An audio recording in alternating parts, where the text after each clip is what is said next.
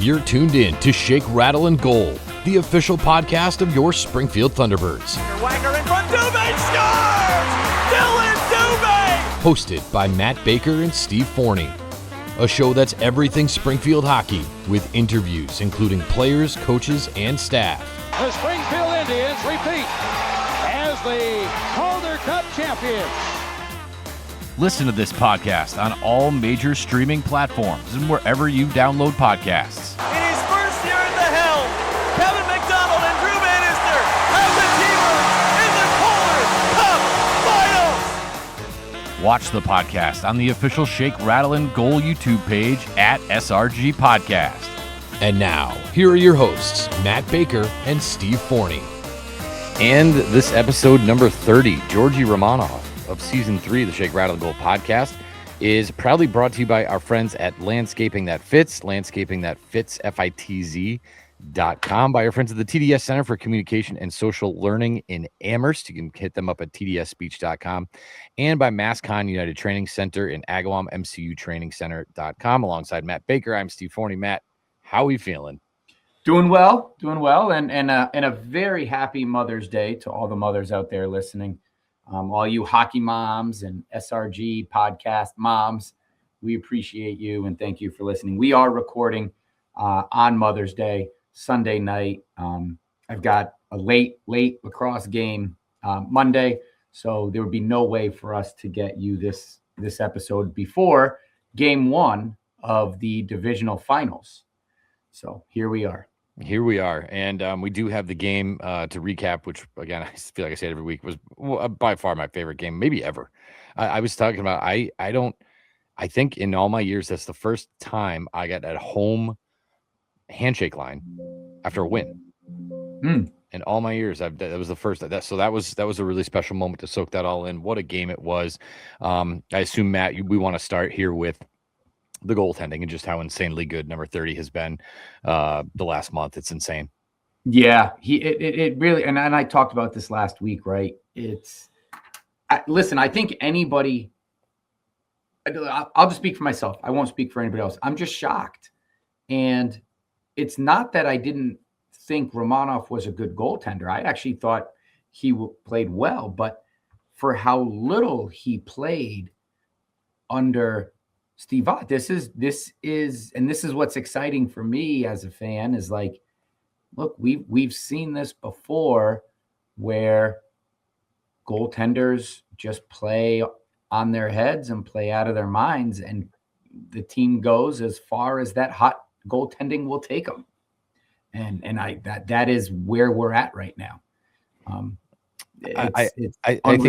I think too, there's definitely been a change on the back end in terms of system and strategy. And you look at the shot totals; they were a little higher in game 4 against Providence, but I didn't see any massive scoring opportunities that he had to get bailed out. He bailed them out. I think there was maybe one in game 3. There was a partial breakaway, but I just feel like the system in front of him is really sound right now, and it's really coming together.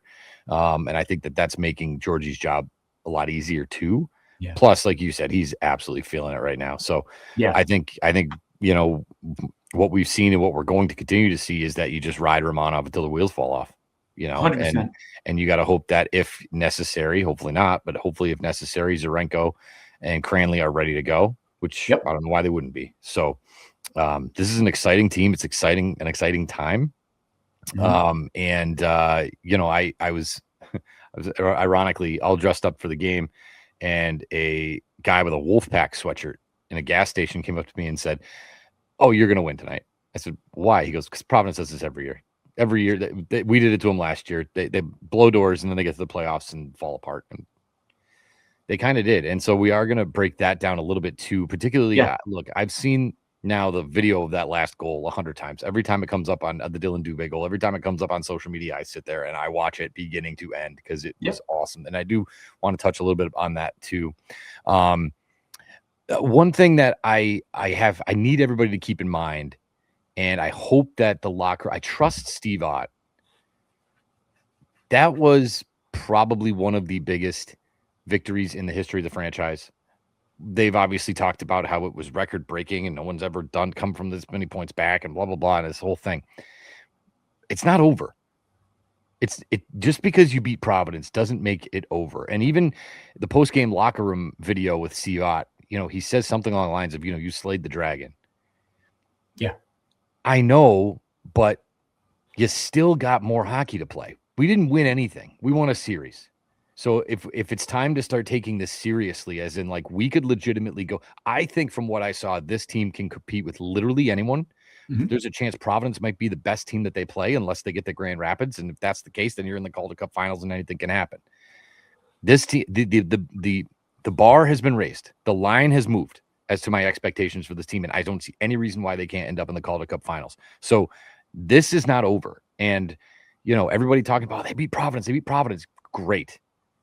You got at least 2-3 more series to go. So Yeah. I don't want everyone to think to, kick our feet up and our hands back behind our head and say we did it, because we didn't. It's a huge step, of course. It's a big win, definitely. Record breaking, sure.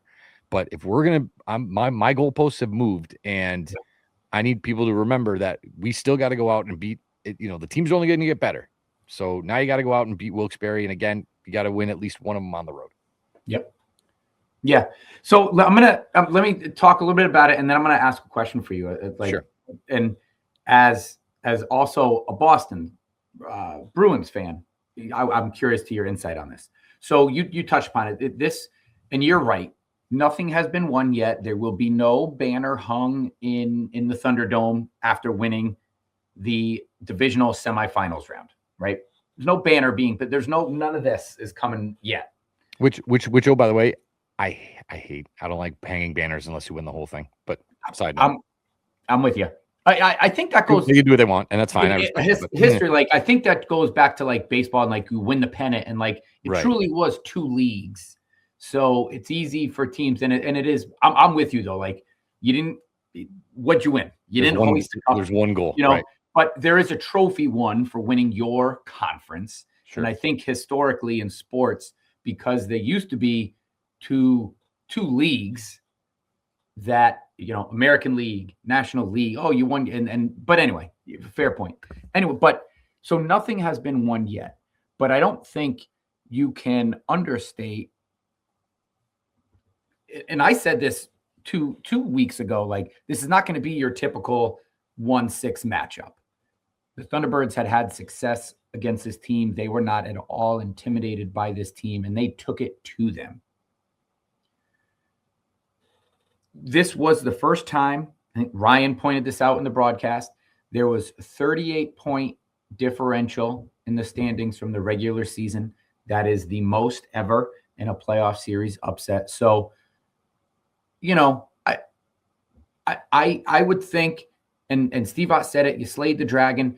That's the type of series win where you can take a day to be like, take a deep breath and be like, wow, we did it. Now on to the next, because you're absolutely right. I hope they're taking this time. You didn't have to go to game 5. So that's a good thing.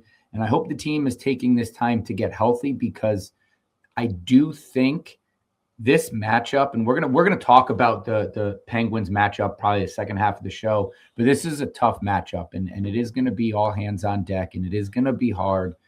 You're not facing the league MVP, best goaltender in the league 2 years running, but it's going to be a challenge. So here's my question for you. Mm-hmm. Providence always does this. You're not wrong. That Wolfpack fan is not wrong.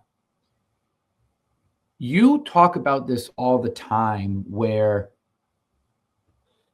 the Bruins don't look to Providence for their next guy necessarily, right? You've talked, like I'm paraphrasing, but you've talked about that before. And right after the Boston Bruins exit from the Stanley Cup playoff, Pasternak made a comment where this roster needs immediate help. And the Bruins GM had a press conference. I think it was the GM. And look, I'm not like a real Boston Bruins fan, so I don't even know. I don't remember what the guy's name was. I think it was the GM. Was asked about that, and his comments were basically like, yeah, he's not wrong. And he listed all of these different avenues that the team could take, but I never heard Georgi Merkulov. Never heard Fabian Lysell.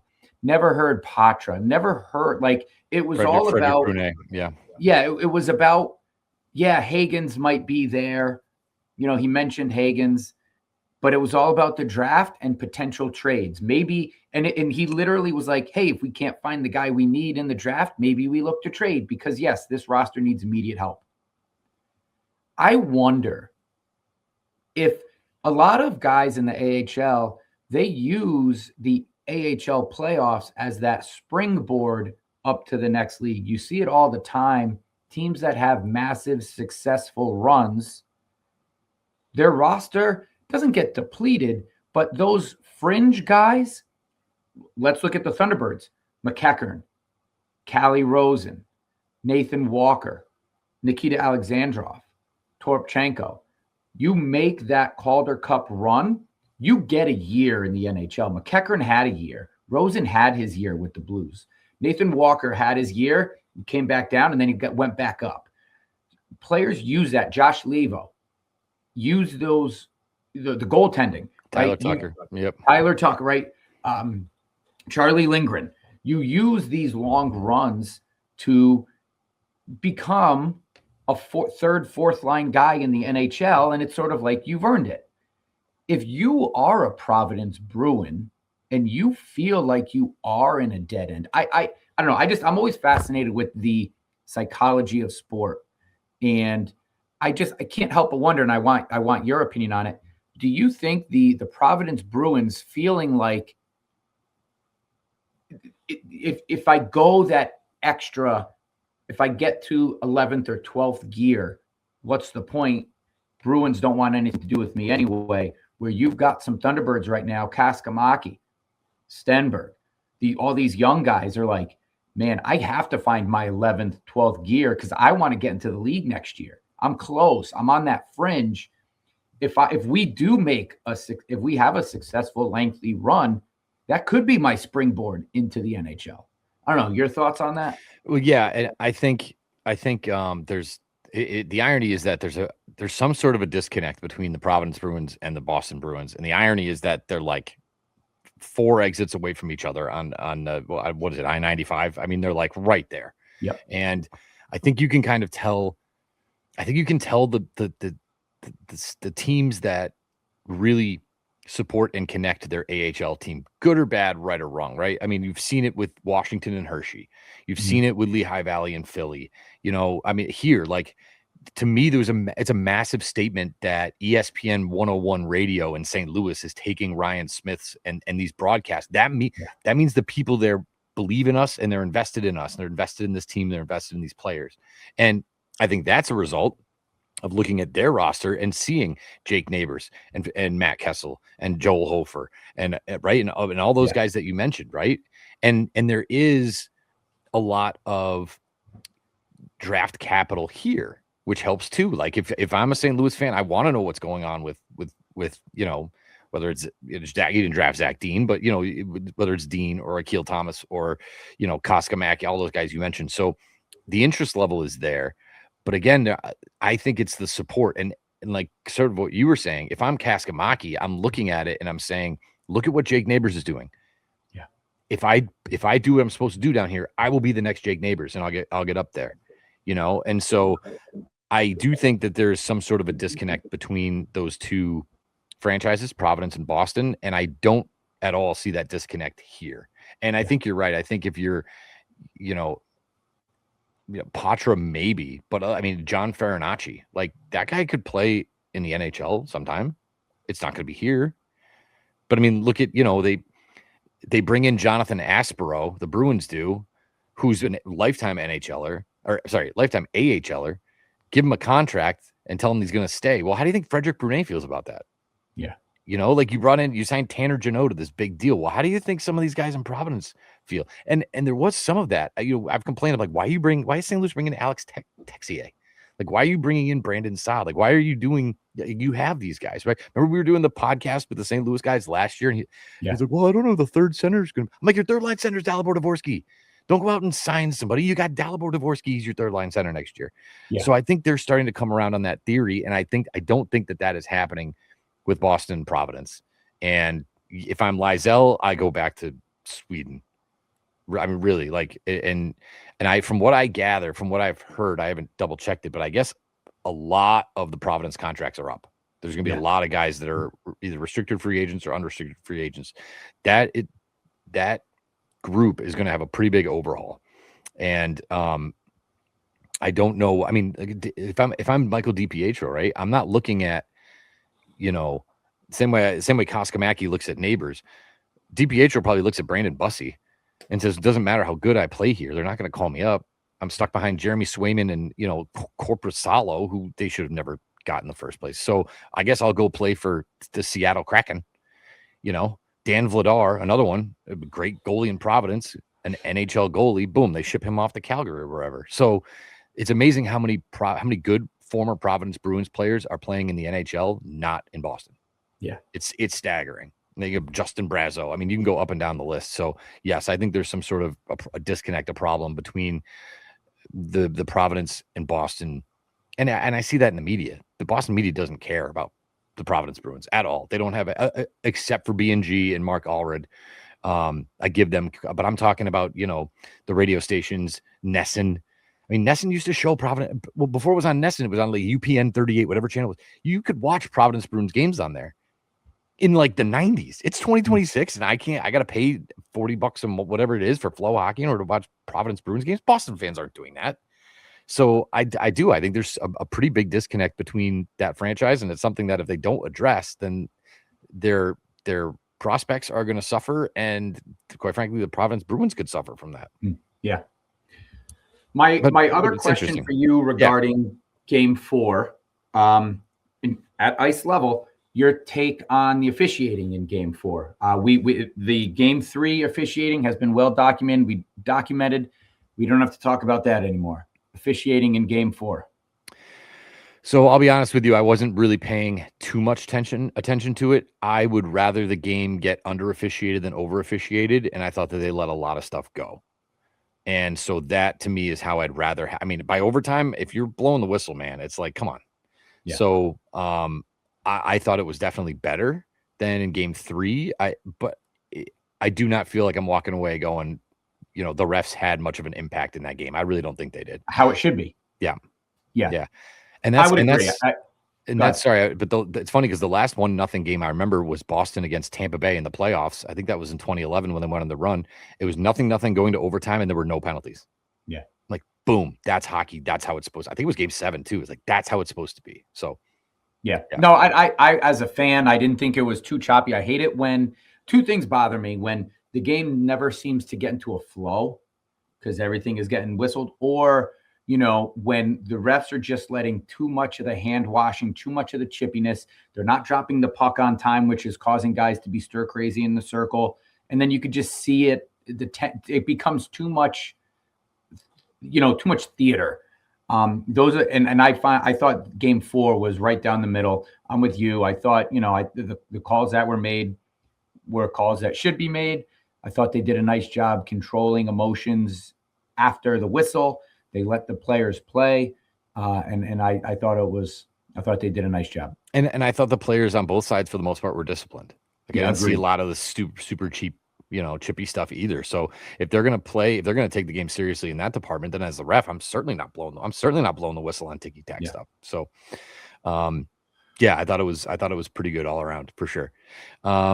Other things from that game. I want to just get this out of the way, and I apologize. I promised you guys this is the last time I'm going to talk about it because I don't think it's fair to talk about it, quite frankly.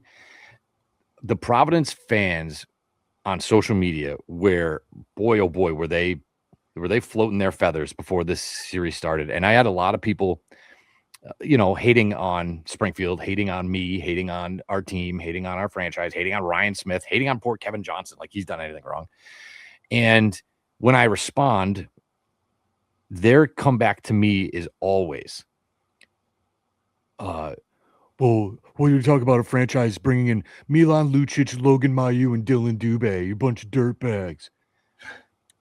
I am so done talking about that. And not only am I done talking about it, I am so glad that Dylan Dubé got the goal. I'm so glad because it's first of all, he has been nothing but absolute class since this guy's been here. And for fans to dip that low to where that is going to be your talking point, good for the player. Good for the player. And you know what? To take it one step further, congratulations to Zach Dean. Are there two guys who need comeback stories, who need their reputation properly cleaned than those two guys? And so I'm so pumped that it was Dean and Dubé, because those are the guys that I think get the most heat. And they're really good players. Dylan Dubé is an NHL player, and I think Zach Dean is really close to it. So yeah, for all those, you signed Lucic and Logan Mailloux, Dylan Dubé. Well, you didn't, and Dylan Dubé scored the only goal in a 0-0 game. Remember when we signed him and I said that? I was like, if you don't sign this guy, somebody else will. I was actually, I wrote down when you started talking about it. That's exactly what you said. That's exactly what you said. And you know, so anyway, and quite frankly, that is the last time I'll be talking anything about Dylan Dubé's past, because it's not fair to him. And quite frankly, it's not important to what we have going on right now. So I apologize to Dylan Dubé for bringing it up in the first place on this episode. I'm sorry, man. It's just, that's what's happening out there in Providence in terms of how they're talking about and treating Springfield and its players. You know, as fans, it's we're all there, right? But it's got to sting when your record-setting type of season. You're going up against, here come the Thunderbirds, you know. It's easy to be bitter, but you're right. It's not even worth kind of adding any more voice to it. And fans, when you guys get that, don't respond. It's not even worth your time. It's not even worth your time. These dirt bags talking about stuff like that. It's not worth your time. Anyway, thank you for letting it off that chest. Should we talk about that goal? Oh, beautiful. I do, before we get back in, let's do like a little, what do they call it? Like a praise sandwich here. We're talking about the good. I do want to talk a little bit about the stuff that was making me nervous, and then let's get into the good, the goal again. And sure. I mentioned this to you, and I love these college signings. I do think they help. I do think I'm going to talk a little negative here about Colin Ralph, because I have to be honest. I do think if we have a healthy blue line, I do think his time is going to be limited, and he's going to be, as the playoffs go on. He was, and to the team's credit, like, it didn't cost them. It wasn't massive, but every time Colin Ralph was trying to clear that puck, I just got a little nervous. And I don't know if a closeout game, because I don't think he played that bad in games 2 and 3 in Charlotte. I don't think he played bad, and I don't think he was playing bad to start the series. But late in game 3 and in most of game 4, he just was making me nervous. And I don't know if he was, getting the puck and playing what he saw, or if he was just trying to move faster and play what he was expecting to happen. But that's sort of in the playoffs. I mean, I know it moves fast. I know the kid hasn't had he's been a pro hockey player for all of a month, right? So kudos to him for even being a guy in the conversation, but earning the playing time that he has. It's just I hope Skinner is getting back, because I do think you're going to need a full complement of your blue line guys moving forward. And just Colin Ralph just made me a little nervous there at some points, trying to clear the zone. I also think that Wyatt Newpower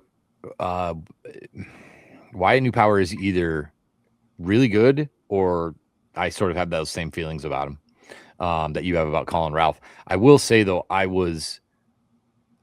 again, I don't need to break all this down now, but I thought that Carbonneau looked a little like the game was a little too fast for him, especially on the power play.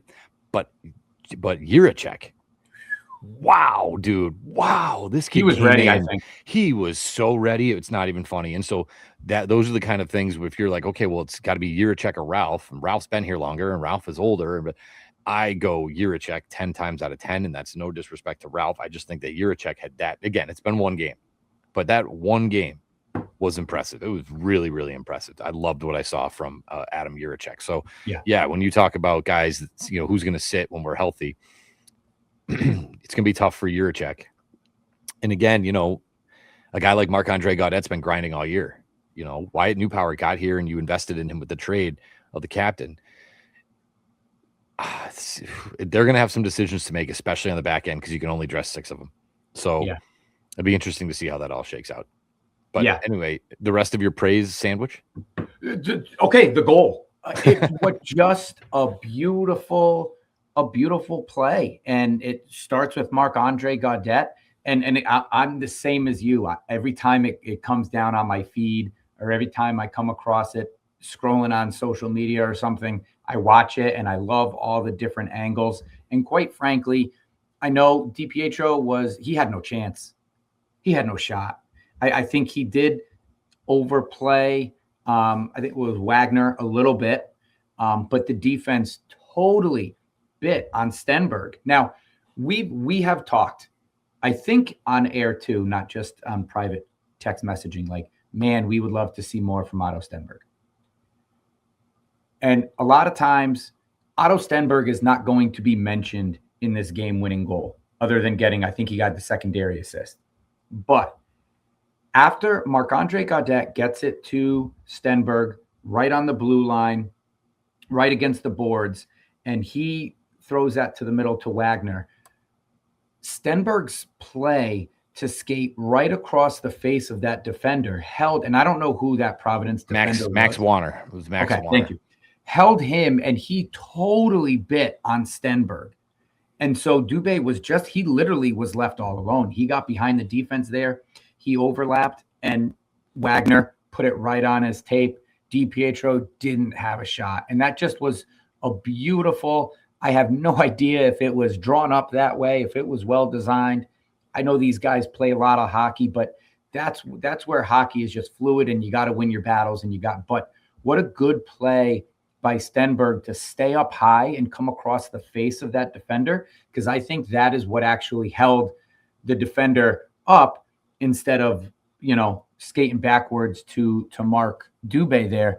And then Dubé, make no mistake about it, game winner. He's the hero. I agree with almost all of that, and I do think that Warner definitely bit way too hard on that. I do think you're letting DiPietro off the hook a little bit here, because he must have seen Warner bite, and he clearly must have saw Dubé out of the corner of his eye. And when I watch it, especially the camera angle that looks like it's lower and it's right at DiPietro, and I paused it a couple times, he was going down and backwards as Dubé was approaching. That's like goaltending 101. You're supposed to go forward and get big. And when I freeze framed it with Dubé in front with the puck on his stick, and the amount of open, he could have put that thing anywhere. DiPietro was almost in the field position. Yeah. The whole top of the net was wide open. So I don't know. I don't know what happened or why. It's very clear to me that towards the end, DiPietro was either mentally or physically exhausted, or both. And that's what that last goal looked like to me. It was a goalie that was just like, I've had enough. I'm tapping out. And I'm not saying he gave up or anything like that. Dude, he was going the wrong way. He had no chance. He was all around. He was all over the place. He had no chance. But I'll tell you, man, to be able to hold that team to no goals, and again, it wouldn't have happened without another at least one or two miraculous saves by Romanov. One on Tufte, one right on the near post that I still don't know how it went in. He ended up he made this save with his toe, and he was on his belly, and yet somehow the puck got underneath him. Just absolutely remarkable. Yeah. So, there is definitely that, but just a nothing playoff hockey game going to overtime is just like, it's, whatever your a fourth and 2, that's a 35-yard pass for a touchdown, a 0-0 overtime game, a 3-2 count in the bottom of the ninth with the bases loaded and 2 outs. Like those are to me, those are like the things that you're like, okay, like let's go. Like I'm not leaving until I see what happens here. You know what I mean? Just those pinnacle moments of sports that's why we watch it. You know what I mean? Do you like a 0-0 game going into overtime? Like, or would you rather have the theatrics of overtime, but maybe like, hey, it goes into overtime 2-2 or something like that? Or do you like the 0-0? It depends on how you got there. If it's 0-0 because both teams are falling asleep and turning the puck over in the neutral zone for 60 straight minutes, no. Okay, I got you. Okay. But you're not going to get a lot of that in the playoffs because it's playoff hockey and these teams are good. You know what I mean? So I would prefer 0-0 over 2-2. I would prefer 6-6 over 0-0. Give me a high scoring game that you just have no idea which goalie's going to crap themselves first. But yeah, a 0-0 game going into overtime to me is thrilling. Just the thought of it, the idea of it is absolutely. I'm with you. Yeah, I like 0-0 because I feel like teams, when you're in that, and I think this was the case for the Thunderbirds and for the Bruins, like we are only going to get 1 or 2 cracks at this goalie. So they play so sound through the neutral zone, and they really, you're kind of just playing for a play that the Springfield Thunderbirds capitalized on. Like, this is what, if it's not there, we don't risk it. We dump it in, we play sound, we move the puck around if we can, no chances. You just play. And I'm here for that. I like that 0-0 going in overtime. I like that. No, it was fun. It was a fun night, Matt. You missed a real good time. And I'm going to get into that real quick. But first, I do want to thank our friends at the TDS Center for Communication and Social Learning in Amherst, with its unique location right in the center of Amherst, allowing for clients and groups to enjoy social constructs of city life. Founder Teresa Dooley-Smith is a leader within the speech and language community, continuing to find innovative ways to meet the needs for all individuals. For more information, you can visit tdsspeech.com. Phone number is 413-835-0735. By the folks at MassCon United Training Center in Agawam. It's your one-stop facility for all your training needs. Regardless of your talent level, MCU has room for you to improve your craft. They offer training for soccer, lacrosse, baseball, golf, hockey, floor hockey, field hockey, weight training, and agility. Great place to have a birthday party. Good chance for the kids to get out, get some energy, get some some stamina out. Definitely MCU Training Center right over the bridge in Agawam from the Big E. And by our friends at Landscaping That Fits. That's FITZ. Phone number is 847-0338. If you need any sort of landscaping project done for your yard, whether it's weekly mowing, whether it is fertilizer, I had Rob come over again to do a second round of mosquito and tick control, or you just have a mess. You just need cleaned up. Rob is happy to do that for you. Landscapingthatfits.com. Tell them that the guys from SRG sent you. That'd be greatly appreciated. But we want to give a big thank you to all of our sponsors. Really, all season's it's been great. I just want to take a quick moment. I was so impressed with the fans on Thursday night. Absolutely locked in. The tension, I always say there's a sixth sense that really it does exist. And I think it's tension. I don't know how else to, it's that feeling when you just, it's heavy. The room gets heavy. And that the room was heavy and everybody was locked into every single play. And I've had a lot of people come up to me and they're like, "Oh, Steve, you did such a good job." Thank you. But it wasn't me that got the crowd fired up. What got the crowd fired up was Luke and our video team showing the speech from Miracle right before overtime. They were coming out of the tunnel as he was finishing that speech. And, their time is over. The place goes nuts. Now it's our time. Take it to them. The place goes nuts. They were so into that video. And I just was like looking around the building. I'm like, man, Providence they got no chance. Just after that video, but you guys were so loud. The Georgie chants were loud. Just an electric night, an absolute pleasure. This is why I do this. This is why I do what I do, is for nights like last night, just absolute home run. I said last night, Thursday. So you guys, congratulations, tip of the hat. Anybody that was in the building Thursday night, you were awesome. Absolutely awesome. It was great to be part of it. You could hear it. And I'll echo that. It's just, it is, I love being part of a fan base like the Thunderbirds fan base. You guys are passionate. You care about your team. You're knowledgeable of the sport. It's not just nonsense, your knowledge, and it's so fun to be part of this fan base, and it's exciting. Yeah, well said. And then, sorry, just one last thing for those wondering about Georgi Romanovs and the sliding. What happened was when he came out for warmups, he caught a rut and it hit the deck and slid on his belly pretty much all the way to the net. So that was him at the end, kind of poking fun of himself a little bit, like That's coming awesome. out for the first star and sliding across the ice, which was wicked funny. And then, of course, he is 2 for 2 on dropping expletives in his post game interview with Kevin Johnson. The only word I understood from his post game was the F word. Yeah, I can't say that. So I love that guy. He's a freaking animal. Guys know how goalies are. Yeah. He is bananas in the best way possible. So I don't know, just a couple of good stories from that game. Awesome. We ready to jump ahead to we ready to sort of bury Providence here, start looking ahead a little bit? Let's do it. Yeah, Providence is put to bed, and we move on to Wilkes-Barre Scranton Penguins.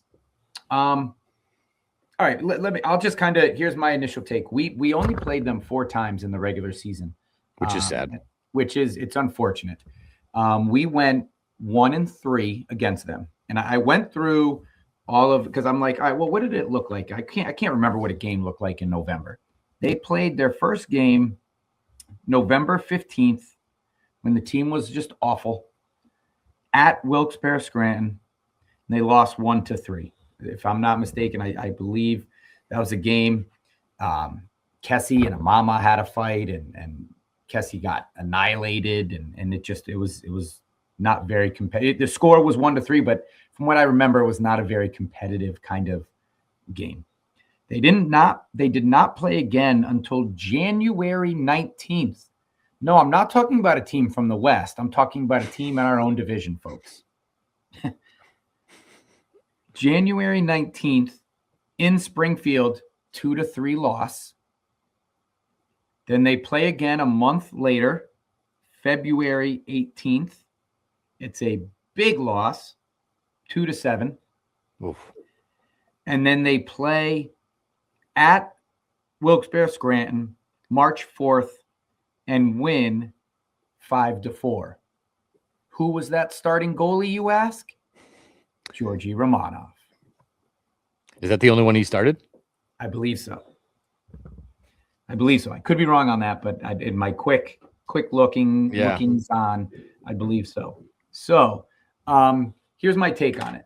And we've talked about this before. I really do hope, as any league should, you look at bettering things for the future, right? How do you better scheduling and all that?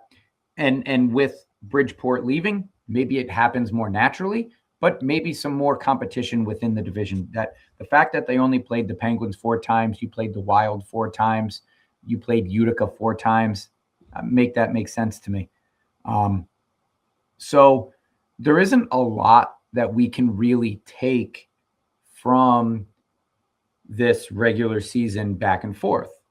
Do you know off the top of your head, I'm putting you on the spot here, when did Steve Ott take over? Was it before or after that February 18th? I would say that he was the bench boss then, would be my guess. I can Google it real quick for you, but he took over after those back-to-back losses in Charlotte, yes? Yes, January 19th is when he took over. Okay, all right. So was his first game his first game wasn't Scranton, Wilkes-Barre? Well, I'm just looking at a article written that was released January 19th. Oh, maybe that was, because I remember, maybe that was, because and then I remember us saying, hey, it was a close game, it wasn't a blowout kind of thing, but they looked good. So maybe it was against the Penguins. But anyway, those first 2 games, there's not much, you can't, in my opinion, you can't take a lot from what happened in the regular season and draw any sort of conclusion as to how this series is going to go. And I kind of like that. I expect this series, it's still a 5-game series. the games are spread out. So you have the first two in Pennsylvania on a Tuesday, Thursday, and then they don't play again in Springfield until the following Tuesday, Thursday. Those are the first 4 games. I expect Georgi Romanov to play in all games in this series, whether it's 3, 4, or 5 games. I would expect you're writing Georgi Romanov. He got you here. And then in a 7-game series where games are a little bit more packed in there, if you need a rest day, you can give it to him then. But I would expect Georgi Romanov to go the distance here in this series. And I am also expecting this series to have sort of a conference final / Calder Cup final feel to it, in a sense that I do think these two teams are going to take the first game or two as a feel out. Don't make any mistakes. Play hockey. See how they want to set things up. I expect it to be low shot totals. This is my expectation. Those in the first few games. Don't take any bad penalties. And just again, almost like a game 5 kind of feel, where it's like, if it's not there, you dump it in, you try to establish the puck down low, get it back to your blue line kind of thing. But I don't think, clearly you're not going up against goaltending like you did against Providence. So I think that's a boost for the Springfield offense. But I do think you're not going to get into the Patra theatrics of this game, and I talked about, I think that was the downfall. One of the downfalls of Providence is that's what we're talking about, is when, if that becomes the game highlight, what did Patra do? They're not playing their game. I don't think you're going to see that kind of nonsense from the Penguins, but I do think they are a more physical team. And I think because of how physical the Bruins series was, that could be an advantage to the Thunderbirds. They won't be kind of shell-shocked by it. They just had a heavyweight bout. So if they can get healthy in between these two series, I don't know. I expect it to be a good one. I expect it to get off to a slow start.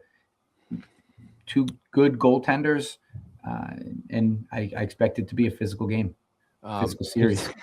My dog is all up in my business right now. Sorry. That's why I'm flailing around on YouTube. Here's the only thing on that I'll push back, because I do agree with you. I think it's going to be a big feeling out process. And I think that the one separator in games that are like that is special teams. Yeah. And Wilkes-Barre finished second in the division with in penalty minutes. They're at 1,000 even in the regular season. Their penalty kill is ranked 4th in the division, and their power play is only at 17%. Springfield is at 19%, 19.5% in the power play, and they are second. They're the second best special team power play in the division during the regular season. Long story short, Providence wanted to give you the game. They were trying to give you the game with these dumb penalties, and Thunderbirds could not take advantage of it on the power play. This is a team that's going to get penalties. They're going to take penalties. You need to capitalize on special teams, and that's a power play goal is what separates the those kind of games where it is that feeling out process. All of a sudden, somebody bangs home a power play goal. Well, now we're not trying to feel out anymore. Now the whole strategy's changed, right? So, to me, I think this is going to be the drum that I'm going to be banging most of this series. Is take it. You have to. If you get a 5-on-4, you have to take advantage of it. And even if you don't score, it has to look good. It's gotta look good. And I mentioned Carbonneau. I thought that Carbonneau, I thought he was put in a tough spot a little bit, because now you're trying to inject a new guy into a power play unit that's been together. I think it was the second unit, and they've been together most of the year. It's like, okay, well, now we got this kid. I don't know what he can do. He doesn't know what we can do, that kind of thing. I would try to keep those power play units as together as you possibly can, because I think that special teams is going to be a massive difference in this series. Yeah. So that's the thing I'm looking at. Fair point, and absolutely something to highlight. The only thing I would say, and the only reason I know this is because Ryan brought it up in the broadcast. I think Carbonneau made a living on the power play. Yes, he did. in his season. I think he had like something like 17 power play goals. So, but what I noticed though is because did watch a bunch of his highlights. Of course, they're all in French. Most of his power play production came either at the top of the circle or near the front of the net, and he was mostly playing up high. he was playing up high, right? So I don't think that's his usual. I could be very wrong, but I don't think that's his typical position on the power play. And now you're asking who Uri Pekarczyk, hey, go up and play defense so the kid can have your spot. I don't really think. I think that's a tough ask too. Yeah. So it'll be interesting to see what those units look like here. Game 1 on Tuesday. Yeah, and it'll be interesting to see too. I mean, it's fortunate that the game didn't go to Game 5. The previous series didn't go to Game 5 because now you do get 3, maybe 2.5, 3 extra practices getting ready for the Penguins. So and I think both series went 4 games. So, both teams are equally rested. Both teams have had the same amount of time to prepare for each other. And so, I don't know. I would be curious to see if players, Burns, Skinner, Peterson, Gauthier, if these guys, Bordelot, are healthy. I'm not sure. I agree with you. I think you talked about this last episode. Gauthier went in hard, and that injury looked significant. The other guys finished the game, but the bumps and bruises, and I don't, not to downplay it. Clearly, they're aching and hurting. But if those guys are able to get healthy, I don't know if Carbonneau gets ice time in Game 1. We'll see if those guys are healthy and they're ready to go. McGinn came back, which was a good sign. But Kaskamaki missed Game 4, so who even knows if he's oof. So yeah, they again, nothing is on their official as of now, their injury report. But we'll see. I'm not sure if Carbonneau will get any ice time. And to combine those two things, man, Wilkes-Barre plays physical and they hit hard. They don't. Hard. They want to run you over. They want to go drive their bodies right through yours. So talk about the bumps and bruises they already have. They could be coming, if they win this series or win or lose, really, they could be coming out of this series with a lot more bumps and bruises just based on the style that Wilkes-Barre plays. And I hope that Springfield sticks to their style, which is it's sandpaper, but it's skill. I mean, they have, they don't have fighters. They have guys that can hit and guys that can score, and just because Boko Imama wants to fight you, you don't have to fight him. Dylan Peterson, if you're back, Hunter Skinner. I don't want you guys hurt anymore. So don't fight Boko Imama. Let him run around. And, with all due respect to him, I don't think I don't think he's right there like their top goal scorer, no. But you're going to have to deal with Rutger McGroarty. You're going to have to deal with Atlee Calvert and Hayes. There's just guys on this roster that are so skilled that you're just going to have to deal with. They also have, just real quick, they have Tanner Howe, who's been on the team for a couple months now out of juniors. And then they just got Bill Zonin, who I believe was a first-round pick, might have even been top 10 for Pittsburgh. He was born in 2006. Lord have mercy, am I old? So super young kid, kind of in the Carbonneau sort of range. But I mean, again, he's 6'2", $190, so he's a big kid. So they're going to be they're also in the process of injecting new blood into their lineup, but it's just like us. It's young, it's relatively raw, it's inexperienced. We're going to have to see how all that shakes out. Yeah. Predictions? You want to get into that? Since I was so wrong with the last one. You weren't that far off. If it goes to 5, the Thunderbirds win. If it's 4 or fewer, it's probably going to be Wilkes-Barre Scranton. Because they're good, man. They are. They're good, and they have goaltending. And but hey, so are we. But yeah, I would say T-Birds in 5 or Wilkes-Barre in 4. Yeah, that's fair. I guess I do. I think this goes to Game 5. I think each team will split on each other's ice over the first 4. I think T-Birds can get 1 in Pennsylvania. I think the Penguins can get 1 in Springfield. And I kind of I don't think you're going to see a clean home cooking kind of 1 through 4. And then I think you get into a game 5. And I just think the battle-testedness of these Thunderbirds, again, the mental toughness, Steve Ott. I'll tell you this, though. Face-offs is another thing. You mentioned special teams. Mm-hmm. And I think that face-off, especially, you know how much Steve Ott prides himself on winning those face-offs.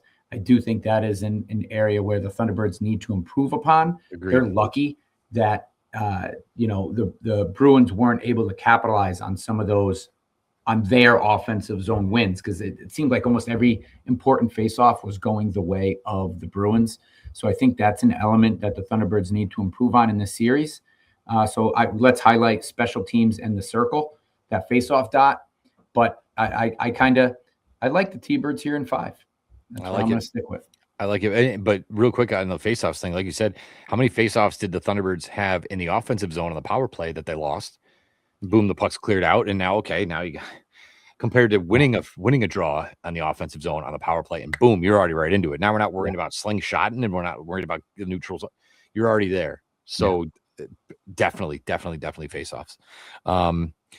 This is going to be fun. Let's have fun with this series, fans. Like, there's no need to go on Twitter and start barking at some random Wilkes-Barre Scranton person. I will say there's a guy, I'm going to butcher his name. I'm sorry, Tony. Tony Androkidis, Androkidis, I think. He is sort of one of the main follows on Twitter for Wilkes-Barre. Really interesting guy, a great follow, but all the information that you need if you want more on the opponent. Tony is your guy. Again, stay with, there's a guy, Mike Fink, who, if you follow me on Twitter, I've been retweeting a lot of his articles. He wrote a great one today on how the Thunderbirds are just causing chaos in the playoffs, which I loved. And then, of course, you got your Patrick Williams, and stay with our buddy Mike Meyer. But there's tons of information out there, especially the more this goes on, more articles are written, more stuff is said, there's more content that's created. So if you're looking for that kind of content, there's definitely some guys out there that can give it to you. And Tony's a good follow, and he seems like a pretty good dude. So, yeah, make sure you check out his stuff. Yeah, absolutely. You got anything else? Anything else here on the Penguins? I think I'm good. I think I got, again, we don't, the hard part is we haven't seen them, right? Yeah, we can go on and on about Providence because they've been here every weekend. So it's hard to have the situation, like you said, against a team that you never see. So I think we'll have a lot more answers and questions next week once we're 2 games in. But as of right now, it's hard to really talk about something. I don't know. Even Hershey. I feel like I know Hershey. I know Aaron Ness and Schooneman and Bitten, and I don't know all those guys. I don't know Clay Stevenson. I don't know any of these guys. I know their goalie's good. I know McGord is good. Yeah, well, and they got Murashov. I think Murashov is their go-to. That's the thing. Who's their guy? Is it Murashov or Blomqvist? Yeah. I think they kind of have a 2-headed monster there. So you got to deal with. We know what Rutger McGroarty can do. This kid Calvert and Avery Hayes. Again, I only know all this through Tony because I follow him. But those guys have been tearing it up, and so, I think there's a lot of unknown, at least from our perspective. But I'm curious to see what it looks like when it starts, and then where we're at come, after Thursday. Friday morning. What's the series look like? You're right. Murashov has been their guy in the playoffs. 4 games played. Basically giving up 2 goals a game. His goals against is 1.99, 3-1, save percentage 9.37 in the playoffs in their 1 series. So yeah, so that'll probably be their guy, at least. And if he goes down, Blomqvist is pretty darn good too. So he's good. Yeah. So we'll see. It's gonna be fun. I'm excited. It's gonna be great. Yeah, it'll be a good one. And folks, we'll have an episode basically no matter what, breaking down the first 2 games and hopefully previewing what we should expect to see for the remainder of the series, however long that is. But again, we appreciate the likes, the follows, our sponsors, TDS Center for Communication and Social Learning, Landscaping That Fits, and the MCU Center. T-Bird, the good news is no matter what, we get a playoff game. We get a home playoff game. So I expect the Thunderdome to be rocking. It's unfortunate that it's going to be another Tuesday night. It will be May 19th will be our first home game. But hey, it's okay if you are out sick on a Wednesday. No big deal. Hey, you're playing hockey in May and you're doing something right. Yeah, so call out on Monday, take a half day, take the morning off, do what you got to do, but get to the Thunderdome for Tuesday night, folks. They need you. They feed off the energy. You can feel the energy. You can feel the energy on the couch. Let me tell you, because you can feel the energy on the couch. So as always, folks, we appreciate the likes, the follows. Tell your friends. Let's go, T-Birds.